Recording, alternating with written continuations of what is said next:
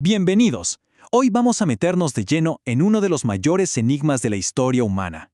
Es una historia fascinante sobre por qué durante miles y miles de años la vida de la gente apenas mejoró, hasta que, de repente, de un momento a otro, todo cambió para siempre. La pregunta central es esta, y es una que de verdad nos hace pensar. Si lo analizamos, casi toda la historia de la humanidad, con sus imperios, sus inventos, sus revoluciones, a pesar de todo eso, para la persona promedio, las condiciones de vida se mantuvieron estancadas, casi siempre en un nivel de mera subsistencia. ¿Cómo es posible? ¿Por qué? Miren este gráfico.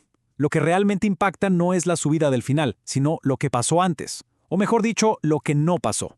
Durante miles de años, la línea es desesperadamente plana. Daba igual si se vivía en la antigua Babilonia o en la Inglaterra del siglo XVIII, el nivel de vida promedio era sorprendentemente similar. Y de repente, alrededor de 1800, ¡pum!, algo extraordinario sucede. Y aquí tenemos la segunda pieza del rompecabezas. Este otro gráfico muestra la población mundial. Y fíjense, vemos exactamente el mismo patrón. Un crecimiento lentísimo, casi imperceptible durante la mayor parte de la historia, y de la nada, una explosión demográfica. Estas dos curvas, la de ingresos y la de población, despegan juntas al mismo tiempo. Y no, esto no es ninguna coincidencia. A ver, la respuesta más obvia es la revolución industrial. Y sí, claro que fue eso. Pero esa respuesta solo nos dice qué pasó, no por qué fue tan radicalmente diferente de todas las innovaciones que vinieron antes. Para entender de verdad el escape, primero tenemos que entender cómo funcionaba la prisión. Entonces, para entenderlo, vamos a la teoría económica. Hay tres componentes, tres claves fundamentales para generar riqueza. Estos son los principios que, en un mundo ideal, deberían hacer que cualquier sociedad prospere. La receta para la riqueza, en teoría, tiene tres ingredientes principales. Primero, la acumulación de capital. Segundo, la división del trabajo. Y tercero, un factor que a menudo se nos olvida, pero que es crucial, mantener un tamaño de población óptimo.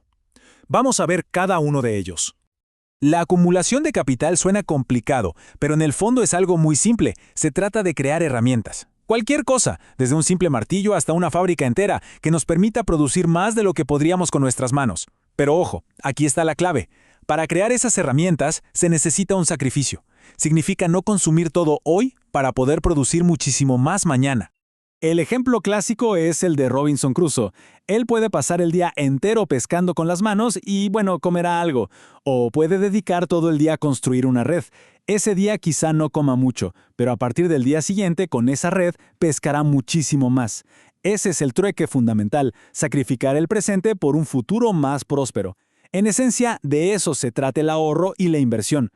La segunda clave es la división del trabajo. Es una idea poderosa.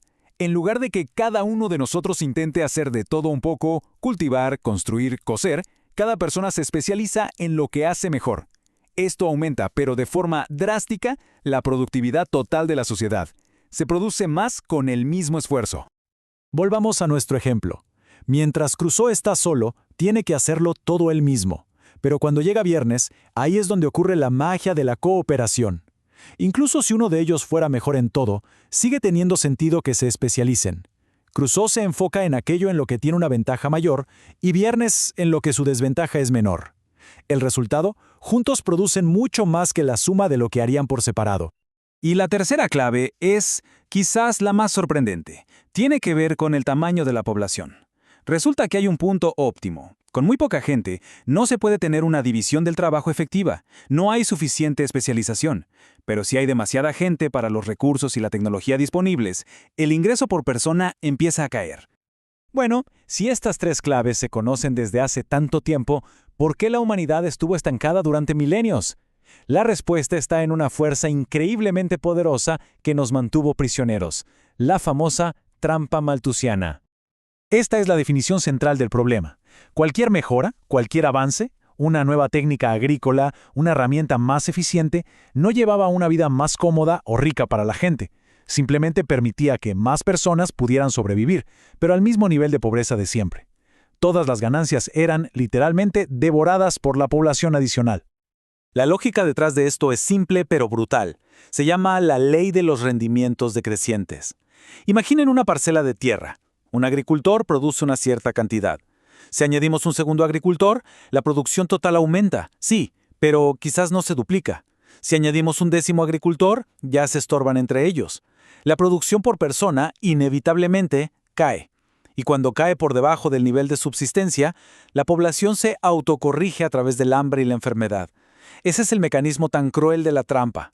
Esta cita de Ludwig von Mises captura la cruda realidad de ese mundo. La cooperación social, que es la base de toda prosperidad, es algo muy frágil. Si la población crece sin control, la vida se convierte en una lucha de suma cero por la simple supervivencia. Y la historia nos da ejemplos clarísimos de este ciclo.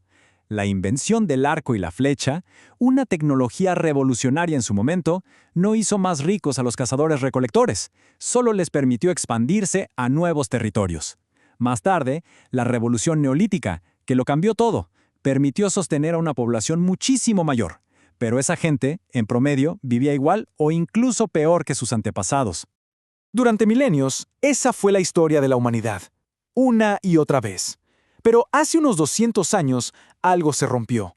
La humanidad por fin encontró una salida. Esto es lo que se conoce como el Gran Escape. Y aquí está la verdadera clave. Lo que importó fue el ritmo, la velocidad del cambio. La revolución industrial no fue solo otra innovación más en la lista. Fue una cascada de innovaciones. Una aceleración tan masiva que, por primera vez en la historia, la producción de riqueza fue más rápida que la producción de personas. Pongámoslo en perspectiva. Después de toda la historia humana, decenas de miles de años de existencia, la población mundial justo antes de este gran despegue era de unos 720 millones de personas. Y hoy somos más de 7.000 millones. Piensen en eso. En solo 200 años, que es un parpadeo en la escala de la historia, la población se multiplicó por 10. Y lo más increíble es que este crecimiento masivo vino acompañado de un aumento sin precedentes en el nivel de vida promedio. Así que volvamos a nuestro primer gráfico. Ahora podemos entender la historia que nos cuenta. Esa larguísima línea plana, esa es la era de la trampa malthusiana. Y esa increíble subida casi vertical, ese es el gran escape, el periodo en el que hemos estado viviendo durante los últimos 200 años. Entonces, ¿qué significa vivir en este mundo post-malthusiano? Pues significa que el progreso sostenido es posible. Significa que por primera vez se puede esperar que la vida de los hijos sea mejor que la de los padres. Esa ley de hierro de los salarios, esa idea de que los ingresos siempre volverían al nivel de subsistencia, por fin se rompió. Entender cómo escapamos de esta trampa milenaria nos obliga a hacer una pregunta crucial para nuestro presente y nuestro futuro. ¿Qué se necesita para mantener ese motor del progreso en marcha y asegurarnos de que esta curva nunca vuelva a aplanarse?